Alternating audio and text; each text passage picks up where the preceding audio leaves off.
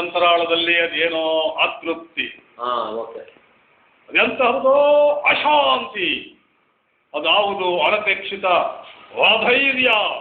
ಈ 8ನೇ ದಶಕಂಠ ರಾವಣನ ಗುಂಡಿಗೆಯನ್ನು ರಾಕ್ಷಸಿ ಬೆಚ್ಚಗೆಬ್ಬಿಸುತ್ತಿರುವ ದುಷ್ಟಶಕ್ತಿ ಯಾವುದು? ವಿವಿಧ ಲಲಾಟ ಲಿಖಿತನಾದ ವಿಧಾತನೇ. ಆ ವಿಧಾತನು ತನ್ನ ವಿಧಾತ ಪಟ್ಟವನ್ನು ಗಂಟು ಕಟ್ಟಿ ನನ್ನ ಪಾದದಡಿಯಲ್ಲಿಟ್ಟು ಪಂಚಾಂಗದ ಪುರೋಹಿತನಾಗಿದ್ದಾನೆ ಆ ಬ್ರಹ್ಮ. ಹಾಗಾದರೂ ಕ್ಷಣ ಕ್ಷಣಕ್ಕೂ ನನ್ನನ್ನು ಕೋಡಿ ಪೀಡಿಸುತ್ತಿರುವ ಆ ಕಾಂತಿ ಕ್ಷಣಚಿತ್ತಲಾದ ನವಗ್ರಹ ಕಾಂತಿಯೇ.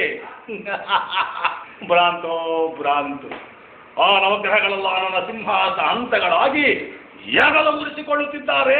ಹೆಗಲು ಹಾಗಾದರೂ ನಿಮಿಷಕ್ಕೂ ನನ್ನನ್ನು ನಿಶ್ಶಬ್ದವನ್ನಾಗಿ ಮಾಡಿ ಗಾಢವಾಗಿ ಕಾಡುತ್ತಿರುವ ಕಾರಣಕ್ಕೂ ಯಾವುದು? ಅದೇನೀ ಪ್ರಪಂಚದಲ್ಲಿ ನನಗಿನ್ನ ಪರಾಕ್ರಮಿಯೇ, ಪ್ರಚಂಡವೇ, ಪ್ರಬುದ್ಧವೇ? ಸಾಧ್ಯವಿಲ್ಲ. ನಾನು ಚತುರ್ದಶಮೂಲ ಭಯಂಕರನಾದ ಲಂಕೇಶ್ವರ ರಾವಣ, ಸರ್ವತ್ರ ಸರ್ವತಂತ್ರ ಸಂತನಾದ ಪ್ರಬುದ್ಧ ರಾವಣ, ಎಲ್ಲ ಬ್ರಹ್ಮಾಂಡ ತಂಡೋಪತಂಡಗಳನ್ನೇ ಚಂಡಾಡಬಲ್ಲ ತಂಡ ಧವಳೆಗಳ ಮಂಡಲ ನಾಯಕರ ಗಂಡನೇ ಗಂಡನಾದ ಈ ಪ್ರಚಂಡ ರಾವಣ.